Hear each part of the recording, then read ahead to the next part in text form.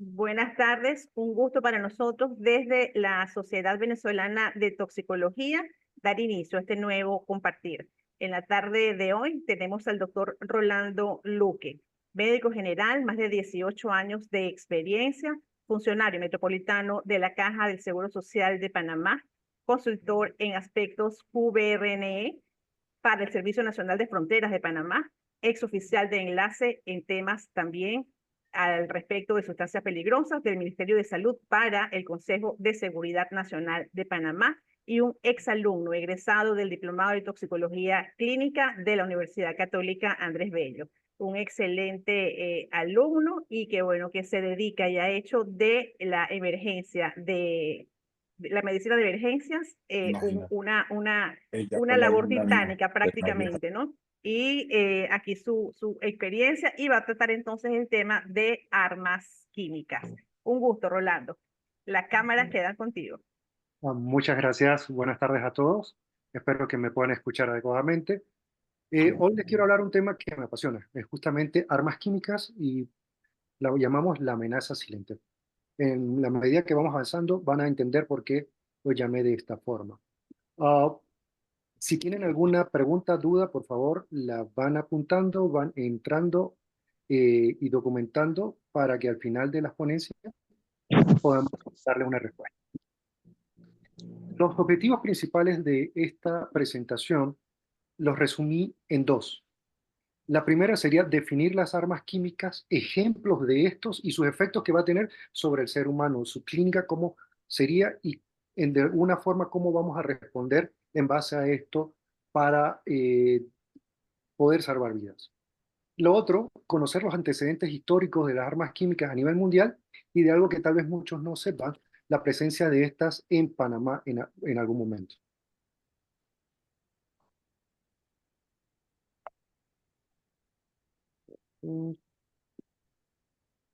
¿Cuál es la definición de armas químicas? Voy a utilizar una del teniente coronel René Pita, el que fue mi mentor en estos temas con la Organización de Provisión de Armas Químicas en el Ministerio de Defensa, lo que es el Ejército de Tierra de España, en donde él define su libro de preguntas y respuestas de guerra clínica sobre esto y define así: es una sustancia química diseñada para matar, lesionar gravemente o incapacitar a las personas a través de los efectos fisiológicos que produce. Es decir, puede ser un agente químico que utiliza o un precursor que se pone en un dispositivo y que se está pensando efectivamente que quiere a usarse para causar daño. ¿Por qué le hago este comentario? Porque no se debe confundir con algunos elementos que son de el uso dual. Hay elementos químicos que se utilizan en la industria y que no son utilizados como arma química, pero su misma formación química, su composición, si se da un, una modificación o se usa de forma alterada con un dispositivo de liberación, puede usarse como arma química. ¿Cuáles son las características de las armas químicas? Básicamente son cinco. La primera es que están diseñadas para no ser detectados por los sentidos. Por eso lo llamo amenaza silente. Las personas o el objetivo de las armas químicas, que básicamente se utilizan en incidentes o situaciones de guerra, va hacia esas personas, se libera hacia esas personas y no lo detecta, no lo sienten en algunas ocasiones o no lo ven, limitando que sus sentidos les digan que tienen que huir. Y allí pasa todos los demás efectos o la evolución clínica tórpida en donde estas personas pueden morir. Tiene alto grado de toxicidad. Está modificada para que en su composición, al hacer contacto o ser respirado o ser ingerido, la persona manifieste la clínica de una forma rápida o que lo lleve a su muerte o que lo incapacite. Alta densidad.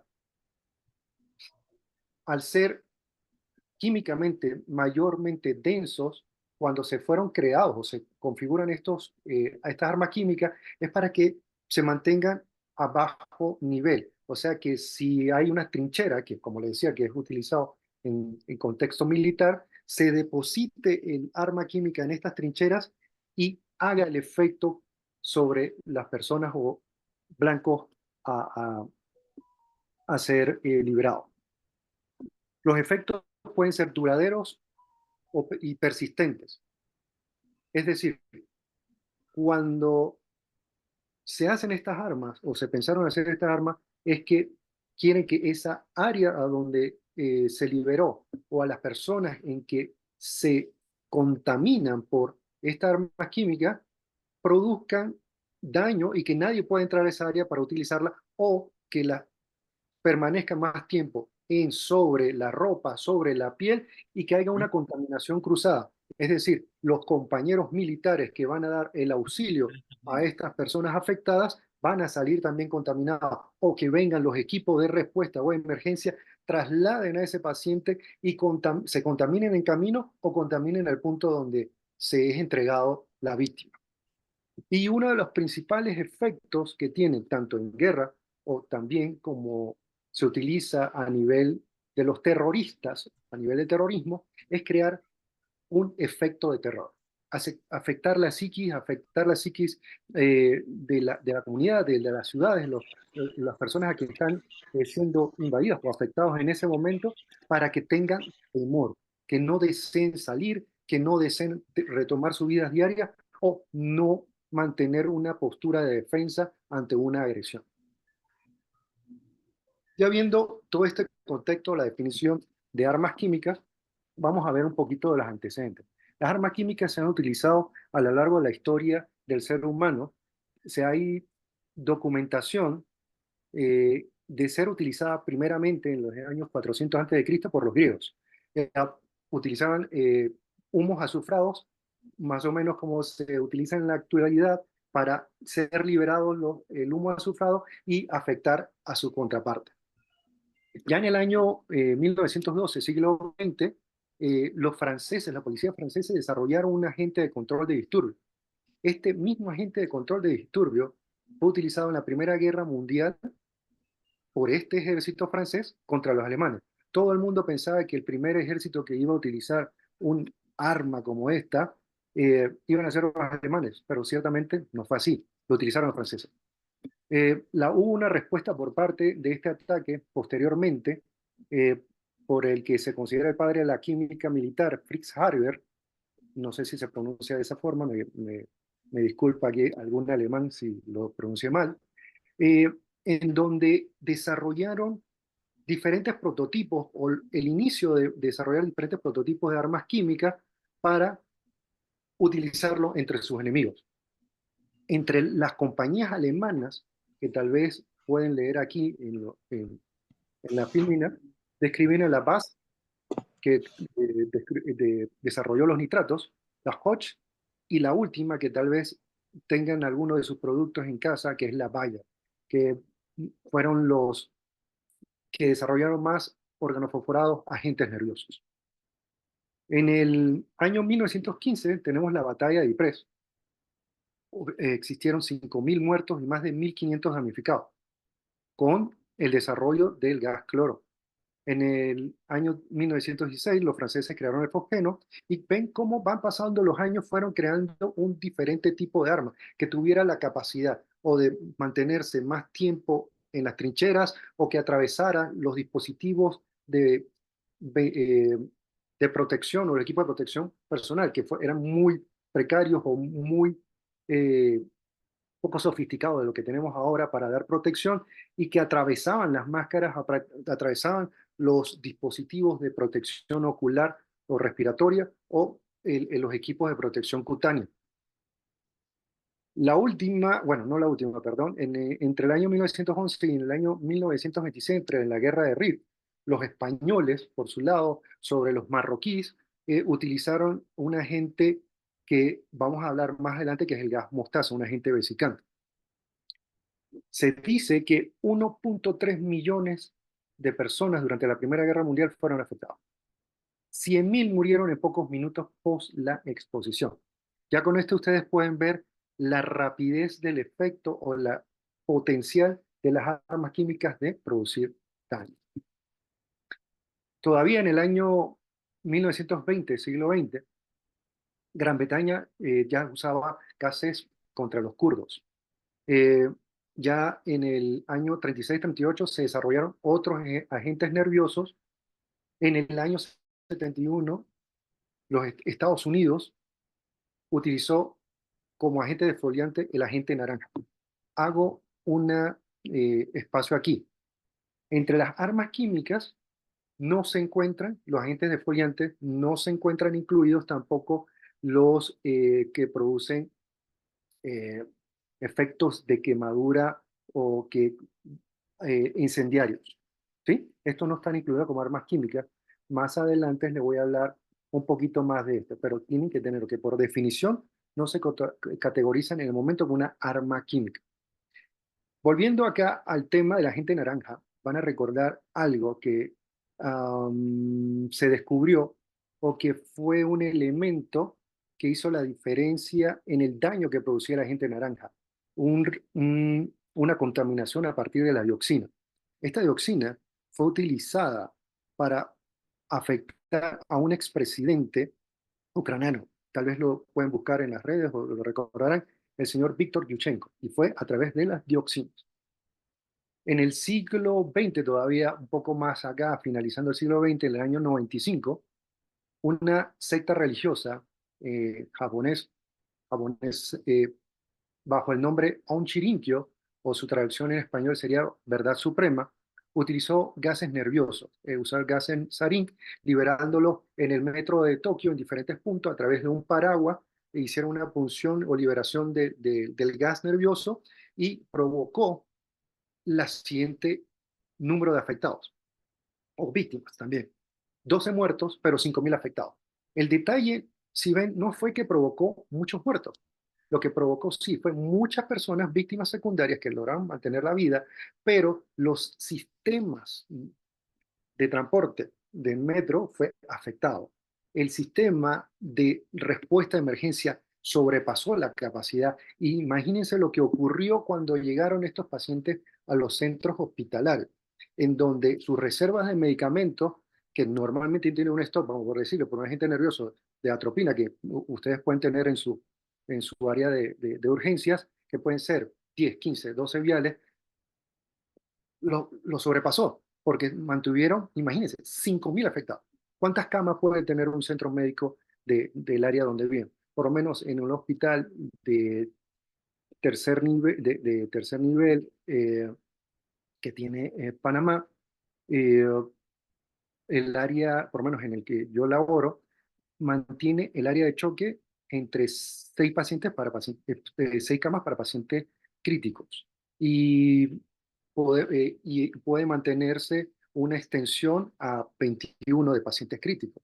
O en un hospital de los que laboré en el sector privado que tenía una configuración muy similar.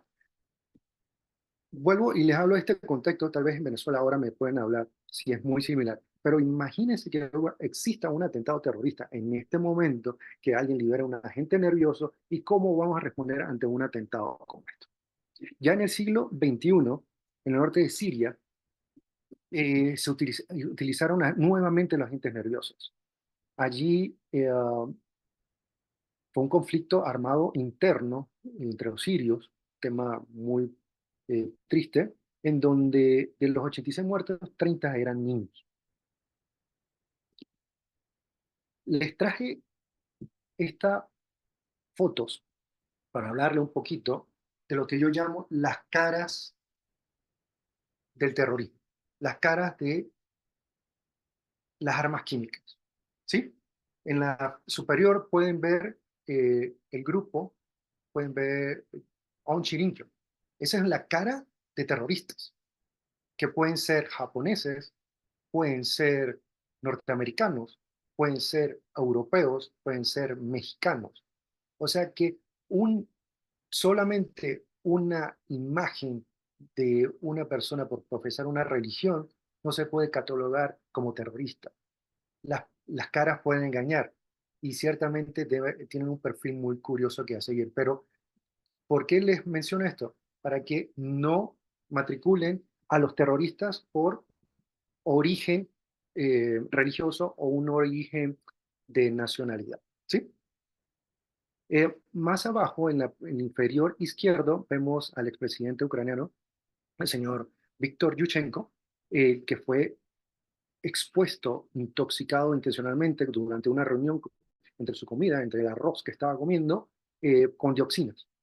Miren cómo era unos meses antes de la posexposición a la gente de la dioxina, el químico al que fue expuesto. Y del otro lado, la cara más triste de todo esto es un niño en Siria por los bombardeos, en donde cursó con su distrés respiratorio unas pupilas mióticas, aumento de secreciones, movimientos involuntarios, que es característico de una exposición por gas nervioso, y murió. Entonces, recuerden estas caras, recuerden las caras de las armas químicas. Aquí le traigo un extracto de la narrativa de un señor llamado Mohamed Faragi. Él fue una de las personas que sobrevivió a un ataque en los conflictos eh, químicos. Y dice así, él describe de esta forma. Cuando era niño, recuerdo el olor como de medicamento. Estaba en todas partes, murieron muchos niños pequeños, los aviones venían y tiraban el veneno y tu cuerpo supuraba. Mi madre y mis hermanas tosieron toda la noche hasta que terminó con ellas. Mi hermano bebió el veneno en el agua y murió. Mohamed Faragi describe muy bien el detalle de varias cosas que quiero que recuerden sobre los agentes vesicantes. Y ahí lo describo muy bien. Uno, la manifestación, lo que él describe, el aroma o el olor que le recordaba como un medicamento. Lo otro, que aquí muy bien describe que fueron liberados, puede ser liberado por aire, por unos aviones o un bombardeo, y que al entrar en contacto con las personas creaban unas lesiones vesicantes, lesiones que supuraban.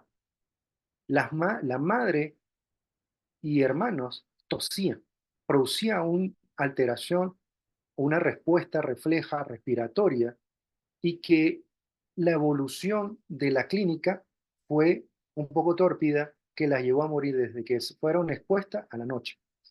Uno de sus hermanos, aparte de la contaminación eh, vía respiratoria, se contaminó por la permanencia del químico en el agua.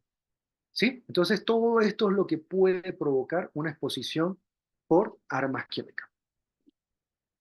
Bueno, aquí les voy a traer un par de imágenes muy curiosas para que recuerden de las posibles acciones y de cómo pueden ser usadas en el pasado y cómo han sido utilizadas, por lo menos en este siglo, y cómo puede actuar tan rápidamente un agente o un arma química o un agente nervioso. Por lo menos en este caso, tal vez no recuerden este nombre de Kim Jong-nam, pero tal vez sí recuerden el nombre de Kim Jong-un.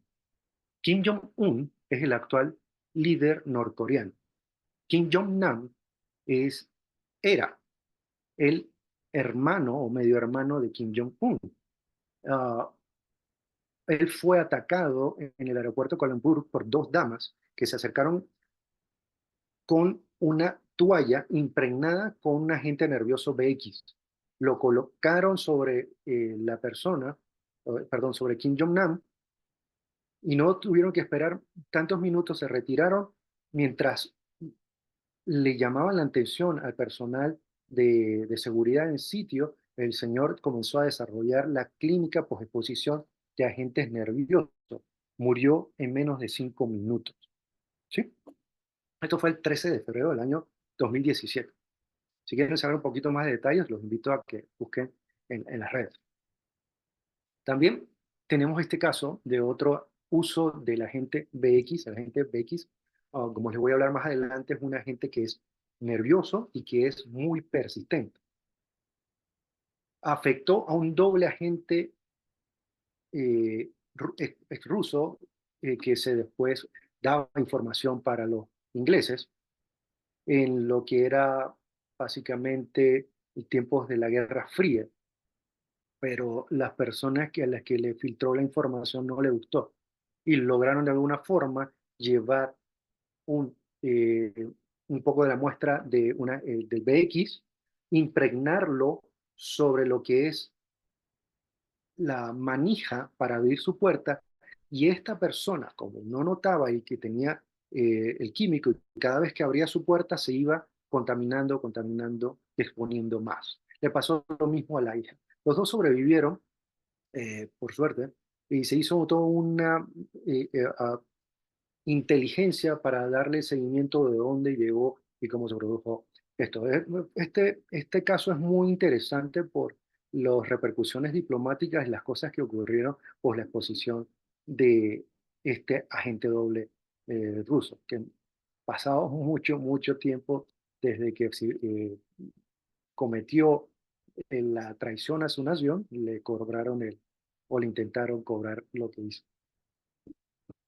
Bueno, acá ya cambiamos de imágenes de parte de la historia de las armas químicas a nivel mundial y nos vamos a regresar a primaria, los primeros años de estudios de cada uno de nosotros, a recordar cómo son las propiedades de las sustancias químicas, que se pueden presentar básicamente en tres formas: en forma sólida, líquido o gaseosa. Todo eso creo que lo recordamos muy bien.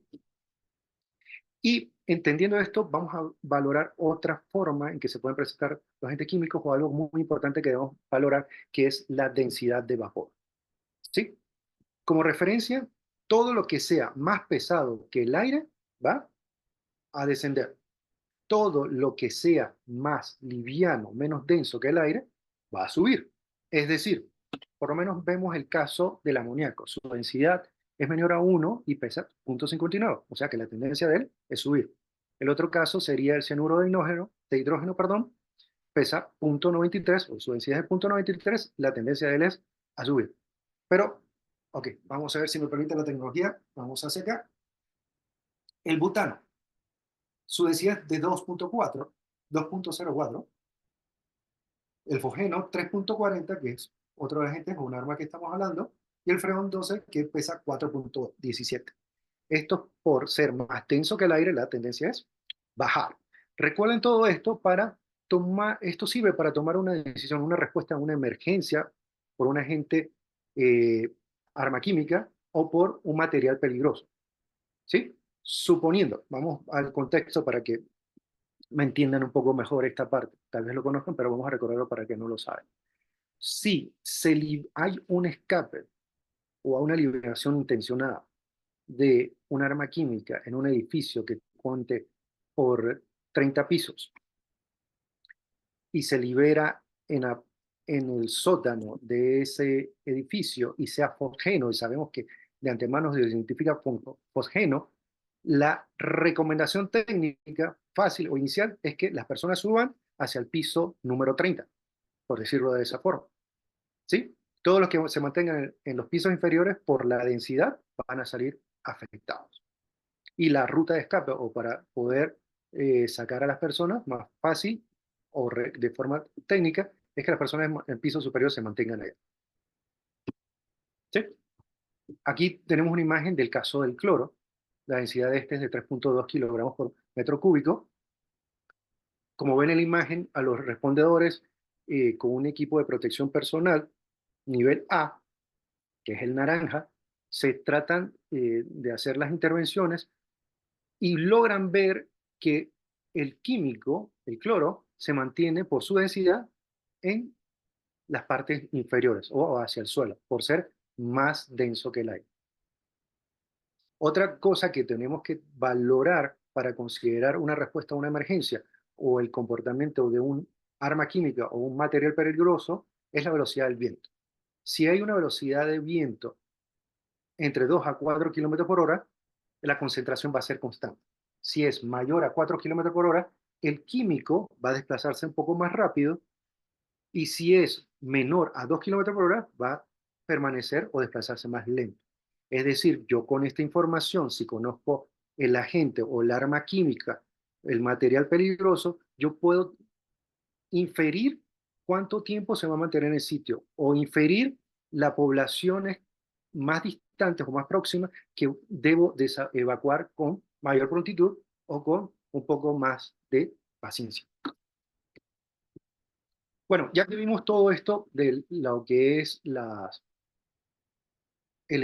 elementos químicos, su presentación, velocidad de viento, su densidad, vamos a caer directamente sobre los diferentes agentes o armas químicas. Los agentes reciben el nombre a partir del sitio donde hacen daño o sus órganos blancos o el área o sistema que afecta. Es decir, tenemos el agente nervioso, gas nervioso que actúa a nivel del sistema nervioso.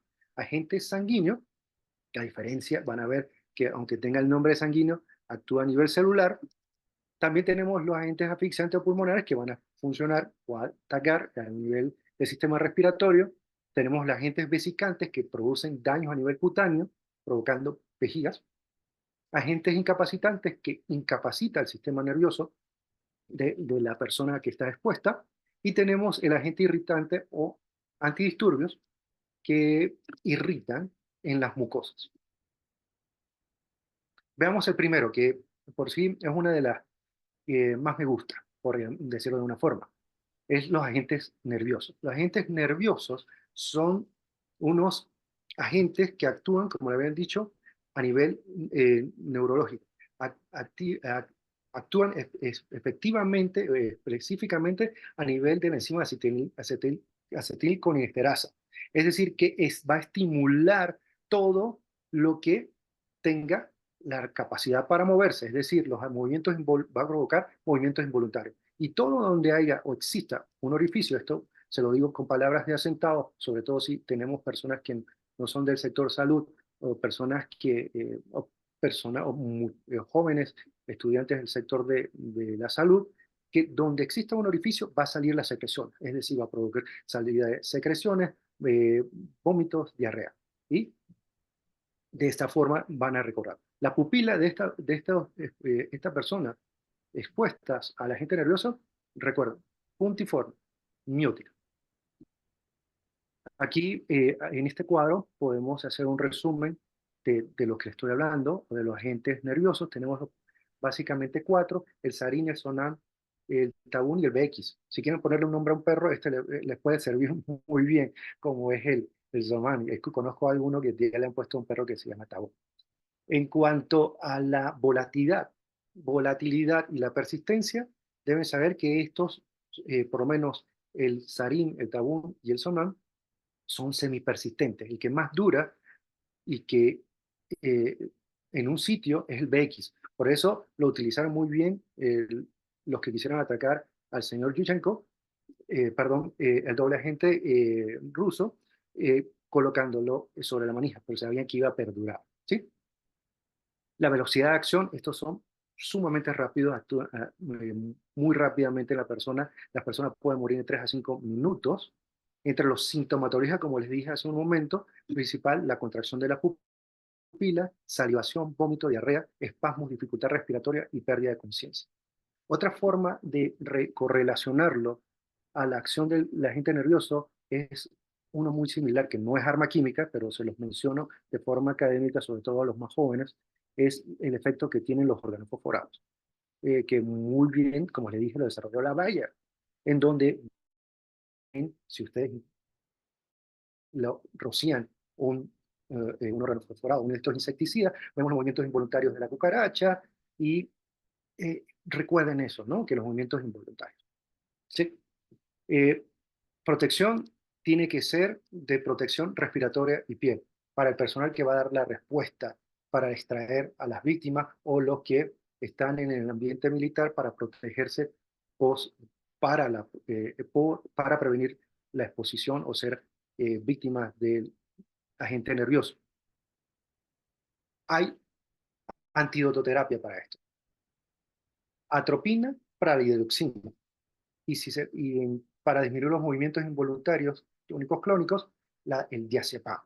Pero en los kits que existen en el sector militar para antidototerapia, hay una relación de atropina y pralidoxina. ¿Sí? Ahora les voy a enseñar una imagen para que recuerden la dosis. Para descontaminación universal, agua. Agua. toda exposición por un arma química principalmente pueden utilizar agua. Hay algunos que tienen una descontaminación que se puede utilizar un jabón suave, con otros vamos a utilizar en lo que es la lejía, eh, podemos usar el hipoclorito sódico, pero son casos muy específicos que voy a hablar en la siguiente espinita. Pero ante una situación de exposición por arma química, una descontaminación importante de 5 a 15 minutos con agua. Y si tenemos un jabón suave, también vale. ¿Cuáles son las propiedades físicas del sarín? Olor, ninguno. El que es altamente procesado, cuando es puro, no tiene olor. O sea que se mantiene las características, como le digo, de atacar de forma silente. No lo deben sentir el olor. Si es impuro o procesado en un laboratorio de una forma no adecuada, puede tener un aroma que se describe como frutado. La densidad de vapor es de 4.86, es decir, que al ser más denso que el aire, va a permanecer en las partes más inferiores o ir hacia la Tierra. Punto de ebullición, 158 grados centígrados. La velocidad de hidrólisis de horas a 10 permite que la persistencia sea mayor. Aquí un resumen nuevamente de los sitios u órganos blancos de lo que es los agentes nerviosos. A nivel del cerebro, produce convulsiones, pérdida de conciencia, coma, ojos, contracción de pupilas. Recuerden esto, contracción de pupilas. El agente nervioso produce contracción de pupilas. Y los demás órganos, básicamente es lo que le decía de las secreciones y, y en piel, sudoración abundante. Una forma de recordar y reconocer la clínica post-exposición de un agente nervioso. Aquí está la imagen de lo que hablaba hace un momento, de la antidototerapia. En los kits militares, por lo menos de la OTAN o norteamericanos, pueden encontrar una relación de atropina a pralidoxima, que se va a utilizar de forma intramuscular a una relación de 2.1 miligramos de atropina y 600 miligramos de pralidoxima. Este antídoto se puede repetir la dosis intramuscular cada 3 a 5 minutos según la clínica del paciente. Con esto volvemos a lo que ocurrió en Japón, en el atentado en el metro.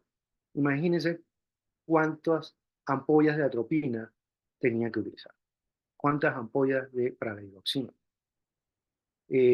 Para los que están en Venezuela, después me mencionan cuál es la disponibilidad de las oximas en su cuarto de urgencia, cuántos viales pueden tener a disponibilidad de atropina para un código de una situación, código azul, una reanimación que debemos tener con uno de los pacientes. Y si es que tienen disponible las oximas, ¿no? Por lo menos en mi país, ¿Cómo? en Panamá, las oximas no están disponibles en todos los hospitales. Por lo menos hay algunos en el área metropolitana están disponibles en el hospital de niños, donde se utiliza más. Entonces tiene que hacer todo un manejo de estas para ser utilizadas. Una logística. Esta es la forma en que se debe aplicar en la cara externa, parte más distal del muslo, o también se puede utilizar a nivel del deltoides o en el área glútea, ¿no? Ah, doctora Yorángel, aquí voy a hacer un paréntesis y después ahí le da un premio al que sabe de por qué se debe utilizar, hay que sepa, pues, por qué se debe utilizar la atropina, o cuál es la de elección la atropina en uso intramuscular y por qué no se utiliza como tratamiento intravenoso en primer escenario, por qué no se utilizaría de esa forma. Muy bien, el que responda tiene un viaje para Panamá a ver el canal de Panamá. Cortesía del doctor Rolando Luque. Vamos a ver qué responden. Ok, seguimos. El otro agente que les hablaba es el mal llamado, digo yo, mal llamado agente sanguíneo, porque no es que haga efecto a nivel sanguíneo, sino es que va un poquito más allá. Su acción es a nivel celular, actúa a nivel de las mitocondrias. Es el cianuro de hidrógeno y cloruro de cianógeno. Es no persistente a diferencia del agente nervioso como el BX. Eh, También tiene una tasa de acción bastante rápida. Describe un olor a almendras amargas que tal vez para que no tenga que sentir nunca, o semilla de durazno. La clínica de estas personas es dificultad para respirar, eh, palmas o la parte más distal, a nivel periférico, vamos a ver que hay cianosis, pérdida de conciencia y lleva a la muerte. ¿Cuál es lo principal que hay que proteger aquí, aparte de la parte cutánea? Es la vía respiratoria. También tenemos antidototerapia, nitrito de amilo y tiosulfato de sodio. Descontaminación, o las primeras medidas que hay que hacer es remover lo más pronto posible a estas personas del sitio de exposición y descontaminar. Aquí un poco de la presentación molecular en la parte inferior del lado izquierdo, lo que es el cianuro como tal, y lo que se usa como arma química es la molécula o la unión, presentación química del cianuro más un hidrogenado, es decir, así. Como les había hablado, este actúa inhibiendo a nivel intracelular el citocromo C oxidasa a nivel de la mitocondria, que no permite unirse adecuadamente el hierro a las moléculas de la hemoglobina. Entonces hay como una competencia para que se funcione o que haya un uso adecuado del oxígeno. Los tejidos con mayor demanda, como son el corazón, el cerebro o el hígado, son los que van a estar más afectados. Y es allí donde van a ver el mayor daño.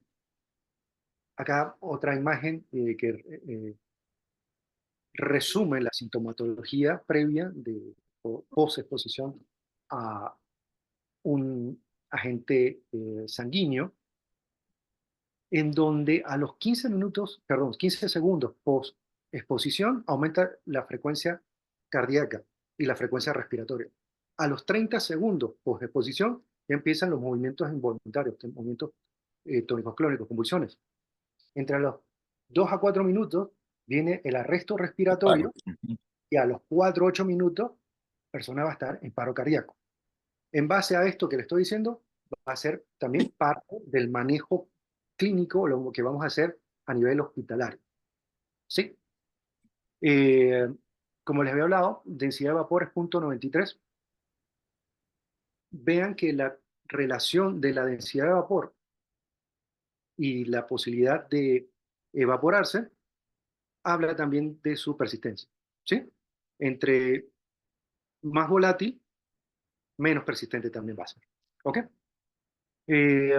Cianuro de hidrógeno, como tal, les había dicho que es utilizado como arma química, pero la emisión de cianuro también puede verse generados en casas o oficinas donde se da un incendio, ¿sí? Entonces, pensar una exposición o un incendio, las personas que han estado expuestas a los humos que se liberaron, pensar que puede haber una intoxicación por cianuro, no del arma química, sino del cianuro por liberación de los agentes químicos o la combustión. El cianuro de hidrógeno tiene su historia, eh, también es de predilección o de uso terrorista conocido, ¿sí? Por esa misma razón hay que saber el manejo para esto. Tras tratamiento hay antídoto, el nitrito de sodio intravenoso, a una dosis de 4 miligramos por kilogramo, perlas nitrito de amilo inhalatorio, una perla cada minuto, o utilizar tiosulfato sódico intravenoso, 100 miligramos por kilogramo. Apoyo, como les había hablado, de que uno de sus órganos predilectos, órganos blancos, el tracto respiratorio, se da soporte con oxígeno y de alguna forma tenemos que corregir la acidosis de este paciente, porque esto es lo que va a ser afectado. El otro agente, o el tercer agente de que vamos a hablar, es el agente asfixiante o pulmonar. Como muy bien lo dice, su acción es a nivel del sistema respiratorio. Entre los dos principales que quiero que recuerden, tenemos el cloro y el fosgeno.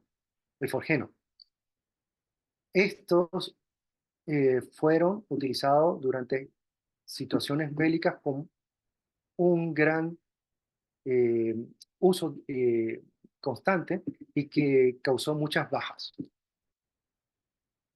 Eh, entre los, aquí pueden ver la forma o la simbología militar CG por parte de Forgeno y CL de cloro del cloro. Les había hablado que no es persistente, su acción es muy rápida, su ruta de entrada o afectación principalmente es respiratorio, se describe un olor de heno recién cortado o como blanqueador, lo que es el cloro. Entre los síntomas, tos, dificultad respiratoria y el rigidez en pecho. Protección respiratoria es de lo principal, se debe extraer la persona lo más pronto posible. Apoyo respiratorio inmediato, descontaminar. Punto de ebullición 7.6, recordando la densidad de vapor de 3.4, es decir, que se va a mantener a nivel del suelo, rápidamente destruido por la lluvia. Esto, recuérdenlo para cuando les hable de la historia de las armas químicas en Panamá, porque conociendo esto, se tomaron decisiones técnicas para inactivarse. ¿Cuál es el tratamiento de fosgeno? Básicamente, como les he hablado, quitar la ropa, hay que retirar toda la ropa de la persona, lavado abundante, 5 a 15 minutos, según la cantidad de víctimas que tenemos o la exposición de esta. Soluciones hipertónicas, glucosilada, gluconato de calcio al 10%, antibiótico terapia y corticoides. ¿Sí?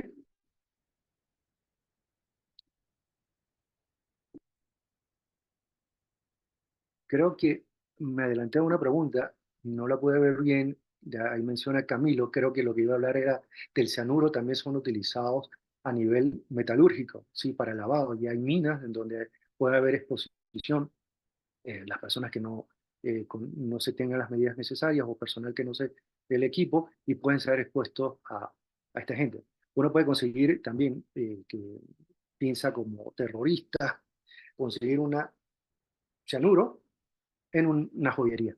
¿Sí? Entonces, sí, ese es un buen detalle que menciona. Gracias. Agentes vesicantes, como muy bien lo describe su nombre, eh, producen lesiones en piel. Esta gente tiene la capacidad de entrar al ADN de la persona, la víctima, persistiendo el daño por años.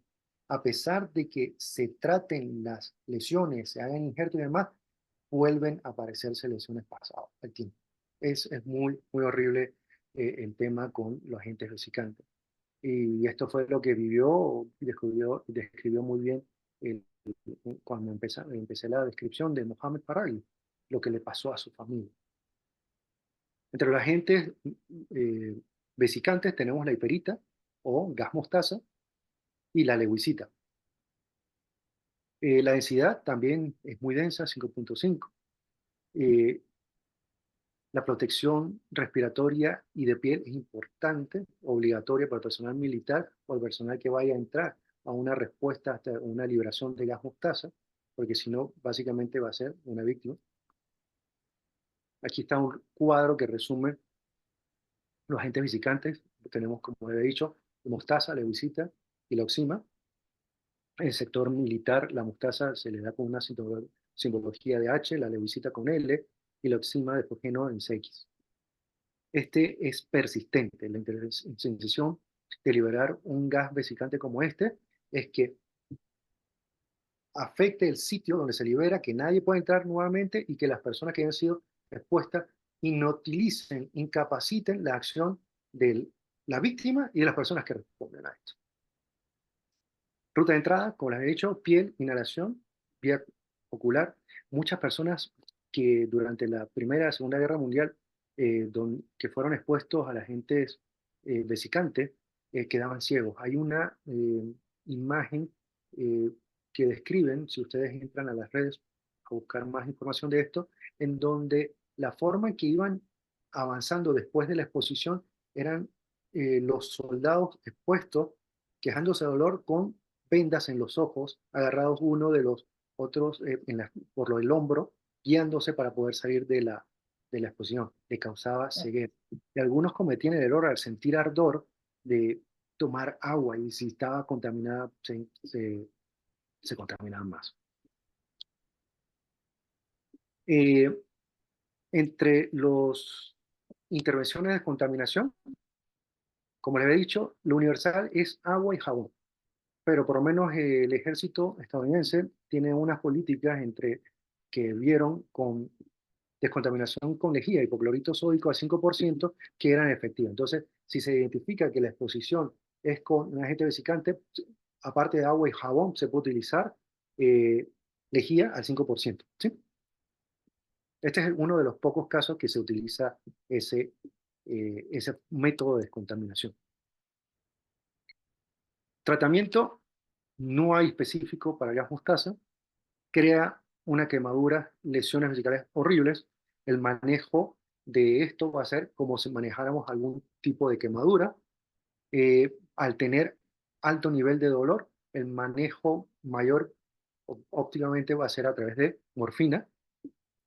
A la leucita, el antidoterapia o para el manejo de la lesión, se puede utilizar el dimercaprol, que es un método reconocido para el manejo de las lesiones cutáneas.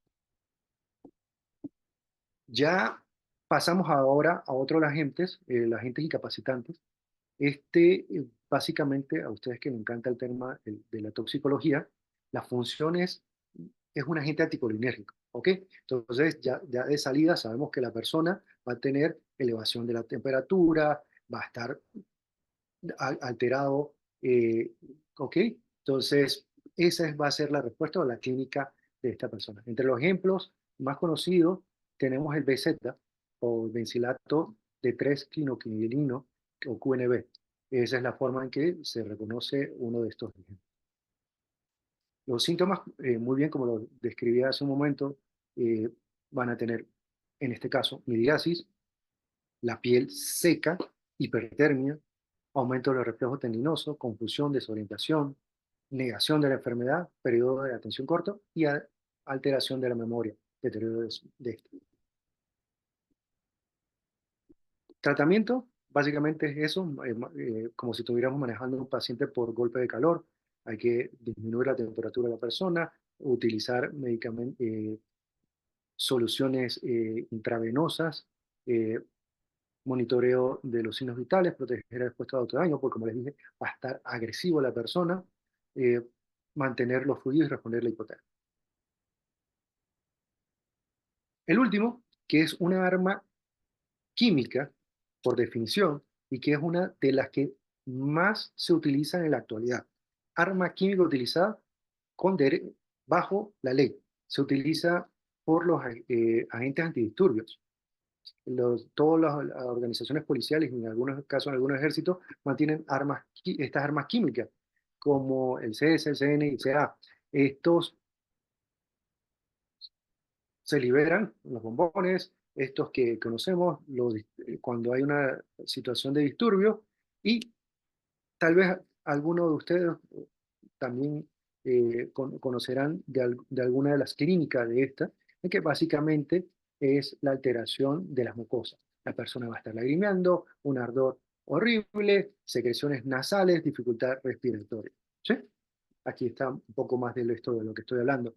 Por lo general, no atenta contra la vida, excepto que tenga una sensibilidad alta al químico, pero por lo general, por una descontaminación con abundante agua, que al principio va a provocar mucho ardor, pero a la larga es el mejor elemento para descontaminar.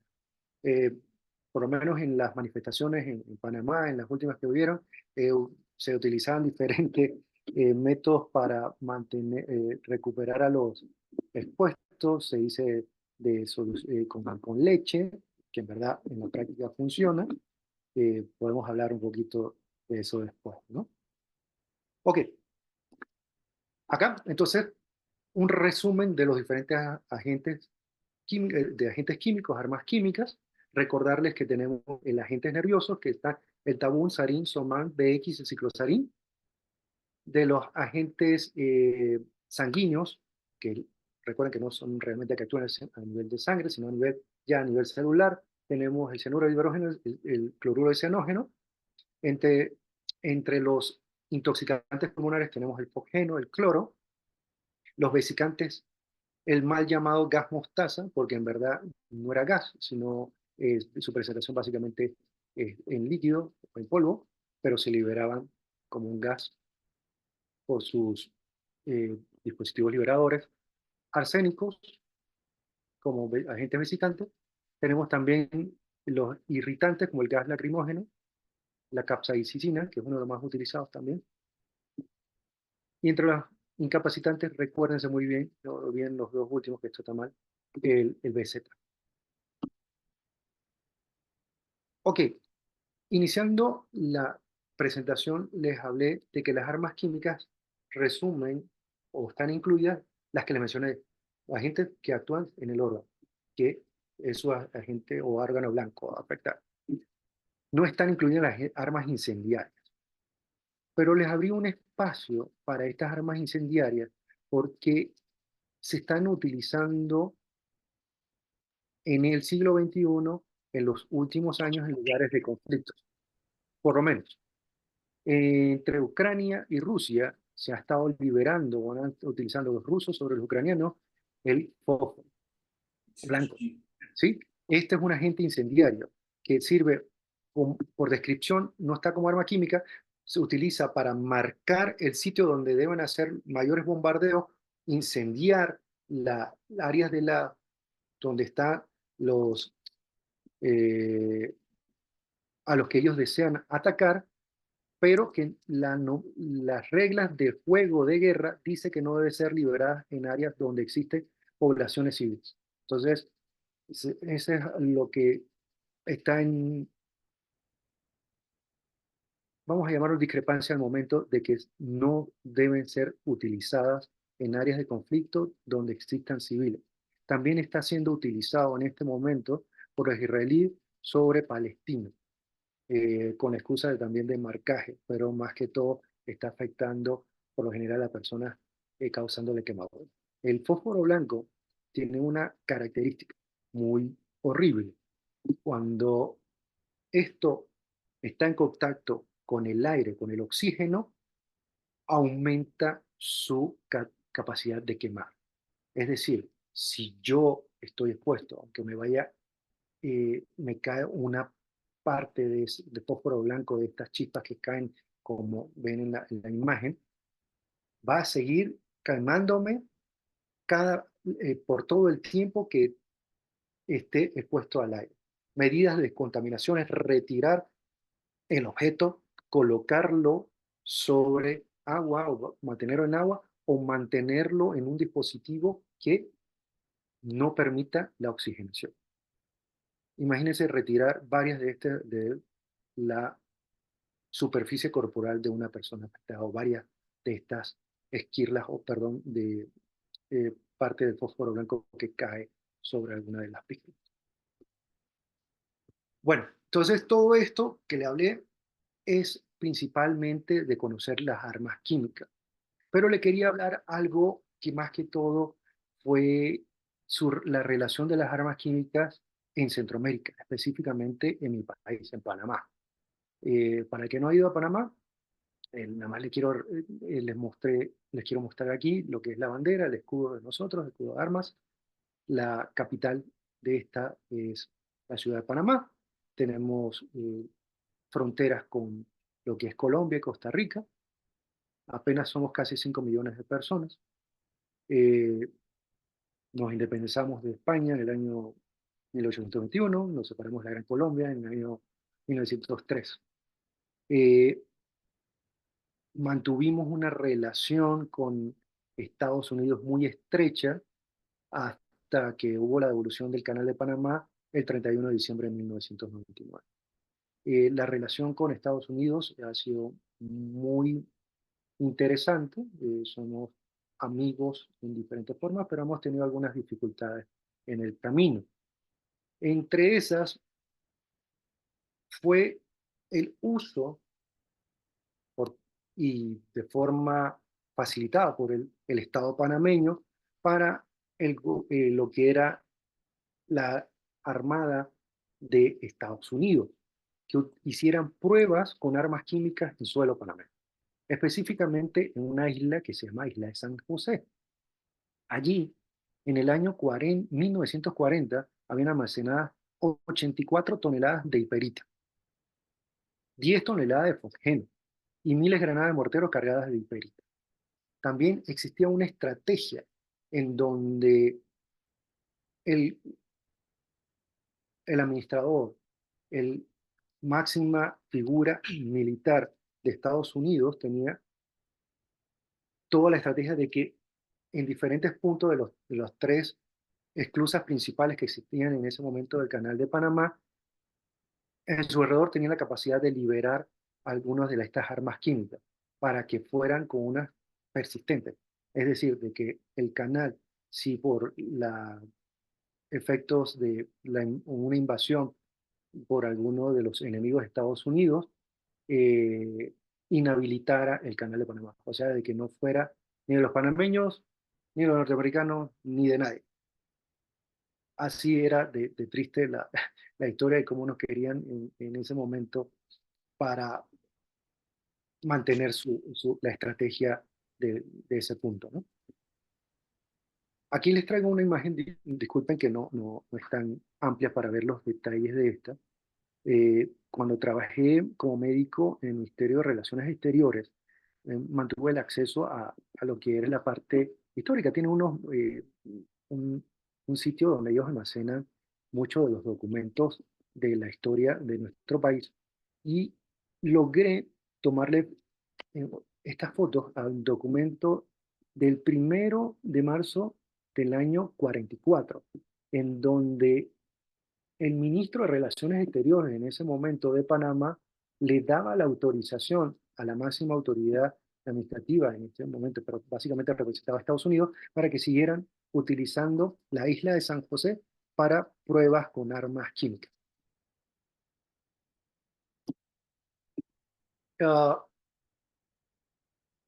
Esto es un poquito más de lo que le hablé, de cómo se utilizaron no solo por Estados Unidos, también invitaron a Gran Bretaña y a Canadá a hacer pruebas con las armas químicas en esa isla. Hacían liberaciones, bombones con agentes nerviosos, agentes vesicantes, y ver cómo se comportaban estos en la fauna, flora, y en algunas ocasiones hacían utilización de prácticas clínicas o comportamientos con personal militar de ellos. Pero por lo general el personal militar eran latinos o de raza negra. ¿Sí? Cosas que en verdad de la historia de la ciencia o mal utilizada para hacer el mal, ¿no? En nombre de la defensa. El armamento químico hasta el año 1948 fue retirado o abandonado en lo que era la isla de San José. Pasaron los años, imagínense, desde el año 1948 Panamá hacía reclamos a lo que es el gobierno de Estados Unidos para que ayudaran a sanear el área de la isla, mas sin embargo se negaban.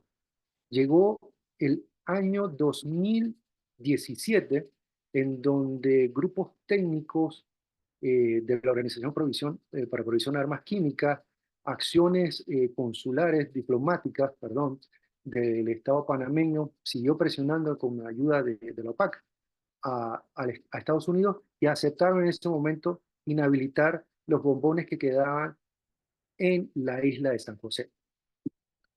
De allí conocí a algunos de los técnicos, me explicaron la forma en que tomaron la decisión. Yo participé un poquito en la parte médica clínica en base de si existiera alguno de las personas afectadas en el operativo, y se decidió hacer la descontaminación de estas islas en en el mes de noviembre del año 2017. ¿Y por qué escogimos noviembre de 2017 para hacer la inactivación de esta bomba? Porque es uno de los meses en que más llueve en Panamá. Es una virtud que tiene Panamá, llueve un montón, pero llueve más en noviembre. ¿Se acuerdan que les había mencionado cómo se inactivan estas armas? Pues sí, entonces, se procedió a utilizar dispositivos explosivos que se implementaban debajo de los bombones, que pueden ver una de las imágenes sobre lo que es, perdón, al pie de la persona que está en la foto.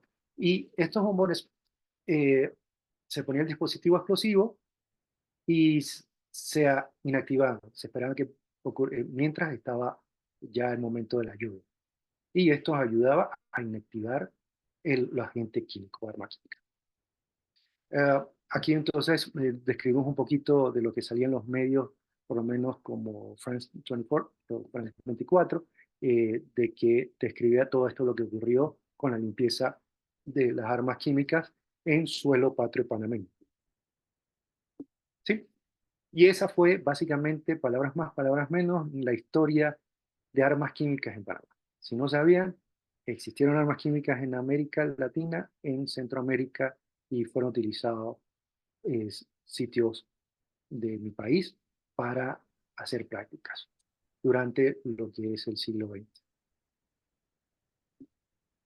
¿Cómo debemos manejar o cómo podemos manejar una situación de emergencia? Aparte de tener conocimiento clínico de esto, les recomiendo que tengan acceso en su celular, su tableta o algún acceso de la guía respuesta de emergencia, GRE o ERG, Emergency Response Guidebook. Este tiene su actualización en este año, el 2004, la actualizaron. Normalmente cuando ustedes buscaban una arma química, lo podían encontrar normalmente en la guía, en la parte donde se encuentra por orden alfabético. En el 2024 hubo una modificación y se agregó todas estas armas químicas o lo que puede ser utilizado de forma terrorista en un capítulo específico. Ahora ustedes van al GRE o al ERG y buscan el capítulo de armas químicas, ¿sí? Para que puedan encontrar la forma en que deben tomar la decisión de evacuar, a cuántos metros, qué tipo de equipo de protección personal se debe utilizar y la forma o la clínica en que se manifiestan post-exposición. Así que los invito a tener esta herramienta con ustedes. Para el que esté interesado, buscar un poquito más de información de lo que hablé. Aquí está la infografía, hay parte de la bibliografía, enlaces de internet que pueden entrar para ampliar la información. ¿Sí? Y terminando, aquí unas fotos que le tengo mucho cariño de mi primer entrenamiento con el Ejército de Tierra de España. Ahí estaba interactuando con los compañeros del Ejército de Tierra y de otros países, otros médicos que fueron a entrenarse en ese momento. De allí hice una gran amistad con uno de los médicos que está dando respuesta en este momento en Ucrania.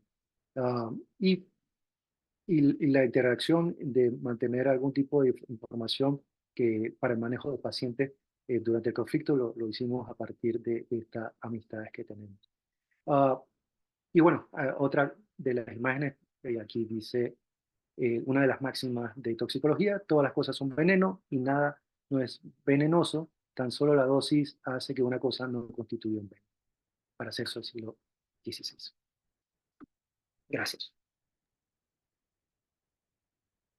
Gracias a ti, Rolando. Excelente tu participación.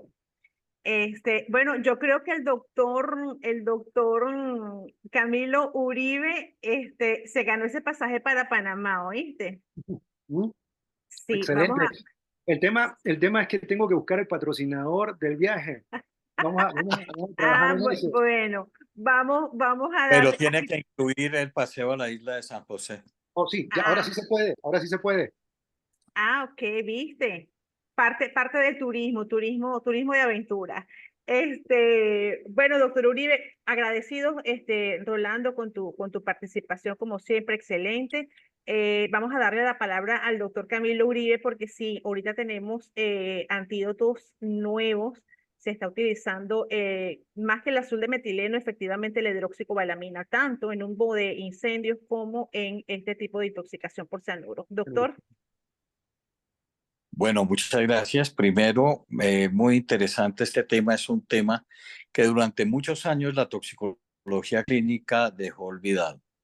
Yo quisiera primero hacer una referencia histórica en el caso de Colombia.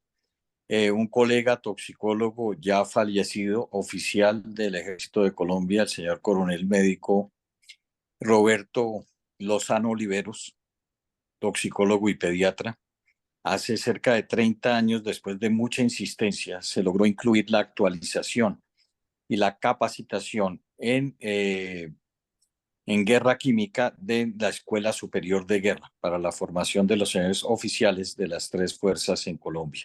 Y posteriormente la inclusión del tema en la cátedra de toxicología de la Facultad de Medicina de la Universidad Militar Nueva Granada de Bogotá. Fue una persona muy inquieta por estos temas. Y quería comentarles que, dado nuestra situación en el caso de Colombia de 60 años de conflictos armados o como los queramos llamar, hemos tenido que detectar en la investigación armas químicas artesanales. Voy a darles dos ejemplos. Un soldado que en confrontación con un grupo armado ilegal sufrió una herida por un proyectil de arma de fuego en su rodilla derecha. En la zona del Sumapaz, esto no es lejos de Bogotá, fue trasladado rápidamente al Hospital Militar Central, a donde ingresó sin signos vitales. La herida propinada en su rodilla derecha no explicaba la causa de la muerte. En las características del cadáver, necropsia médico-legal y análisis toxicológicos de muestras post-morte, se determinó muerte por cianuro de potasio. Al hacer recuperación de proyectiles, encontramos que los proyectiles de .50 y 7,65 eran manipulados por el personal al margen de la ley, perforados e inyectados con cianuro. La situación era sencilla, violando el derecho internacional humanitario. Si no lo mataba la herida por arma de fuego, lo mataba el cianuro de potasio.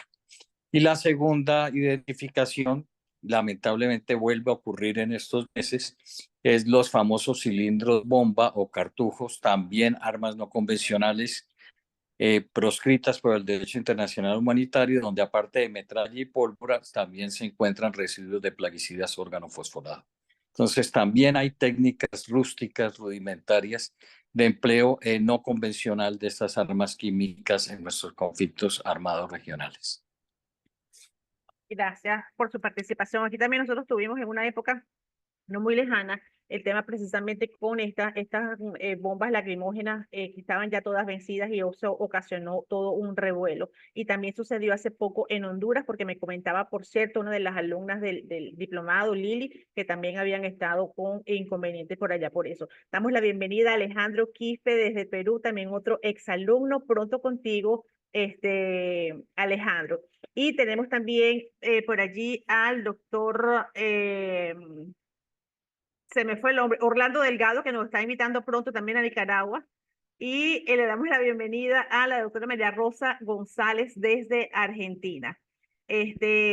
¿Algún otro comentario, algún otro aporte, alguien que quiera preguntar, por favor? Sí, buenas tardes, Yolángel. Mucho gusto. ¿Cómo estás, profe? Bien, bien, mucho gusto estar acá con ustedes y escuchando esta presentación del doctor. Luque, muy buena presentación. Ha logrado condensar un tema bastante amplio, ¿verdad? Y hacerlo ver bastante fácil. Y el tema que hay que estudiar mucho. Solamente quería recalcar en el tema de armas químicas, no solo el efecto agudo de las mismas, sino que... Ah, permítame. ¿Me escuchan bien, verdad? Sí, doctor. Ok. Perfecto. Gracias. Y entonces, les decía yo, no solamente el efecto agudo de las armas, que son las que más preocupan, obviamente, pero también el efecto crónico, como todo material peligroso. Por ejemplo, se han descrito en el caso de los agentes quelantes, vesicantes, lesiones oculares y dermatológicas severas a largo plazo, que han requerido pacientes de numerosas intervenciones quirúrgicas para tratar eh, úlceras corneales y etcétera, ¿no? Así como también la descripción, los toxicólogos iraníes que bueno, he tenido la oportunidad de tener contacto con ellos, han descrito también el famoso mustard lung o pulmón mostaza, ¿verdad?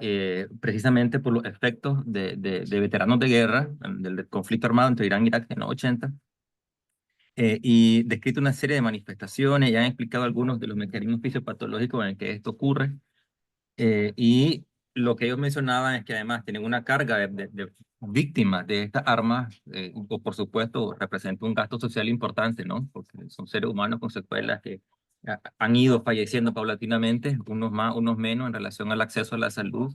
Ellos han logrado crear instituciones y hospitales para víctimas de este tipo de armamentos.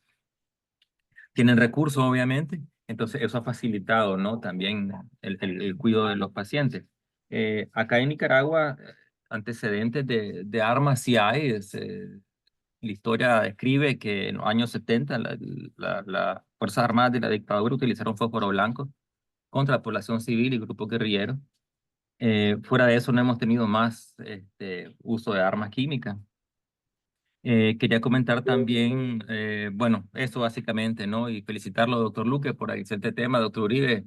Creo que nos estaremos viendo pronto en el Congreso del Ministerio de Salud. Entonces, pues, un placer estar con ustedes siempre, siempre verles y escucharles y aprender de ustedes también. Gracias a ti, profe, gracias a ti. Excelente Gracias, Luque. participación también. ¿Alguna otra cosa, algún otro comentario?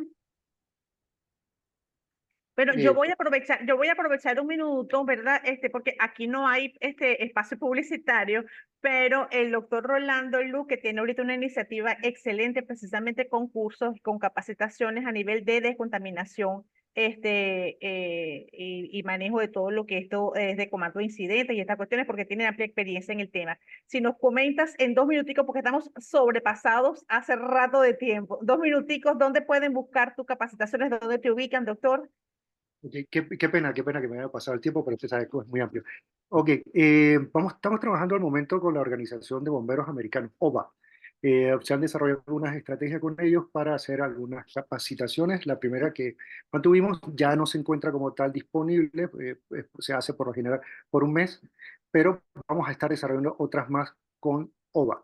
Si me siguen en las redes, en el Dr. Luque, palabra el Dr. Luque, en Instagram, van a ver cada vez que subamos alguna otra de las capacitaciones digitales gratuitas, porque creemos que así debe ser la información gratuita y alcance de todos.